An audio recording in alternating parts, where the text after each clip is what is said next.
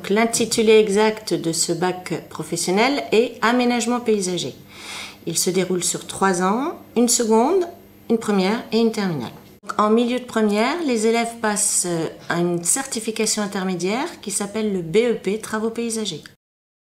Alors les élèves viennent majoritairement de 3e, 3e général et 3e tout public. Il est possible de se réorienter chez nous. Les élèves qui viennent d'une seconde ou d'une première d'un autre établissement sont acceptés, ainsi que les élèves de CAP.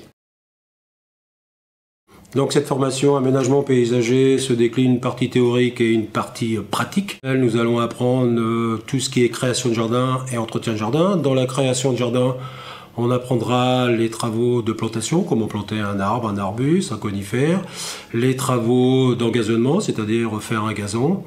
On fera également de la maçonnerie paysagère, c'est-à-dire savoir faire une terrasse, savoir faire un muret, savoir faire un bassin. Il y a d'autres points forts dans la formation, et en particulier la reconnaissance des végétaux, c'est-à-dire qu'on va apprendre aux élèves à reconnaître un arbuste, un arbre, un conifère.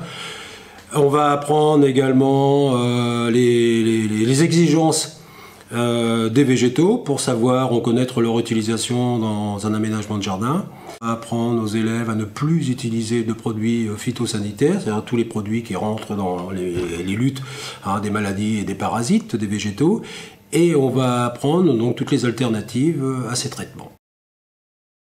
Les élèves ont 16 semaines de stage à faire, répartis de la façon suivante. Donc en première année, ils auront 4 semaines, en première, ils auront 8 semaines, et enfin en terminale, ils auront 4 semaines. Leur stage se déroule donc en milieu professionnel, dans les petites entreprises, les TPE, de 1 à 2 salariés, aux grosses entreprises de plusieurs dizaines de salariés. Ils ont également la possibilité de faire leur stage en commune, ou au conseil général ou au conseil régional dans les services espaces verts. Donc les qualités requises pour être à l'aise dans cette formation sont aimer la nature, ça va de soi. Avoir un esprit créatif.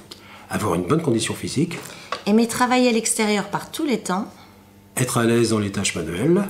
Aimer le travail en équipe et avoir un sens relationnel. Et puis enfin avoir un bon sens de l'observation. À l'issue du bac professionnel aménagement paysager, les élèves trouvent un emploi comme jardinier paysagiste ou bien chef d'équipe dans une entreprise paysagiste ou dans une collectivité territoriale au service espace vert. Les élèves peuvent poursuivre, pour ceux qui ont un bon dossier, vers un BTS, brevet technicien supérieur, et également vers un certificat de spécialisation, comme par exemple se spécialiser en maçonnerie paysagère, se spécialiser dans les travaux d'élégage.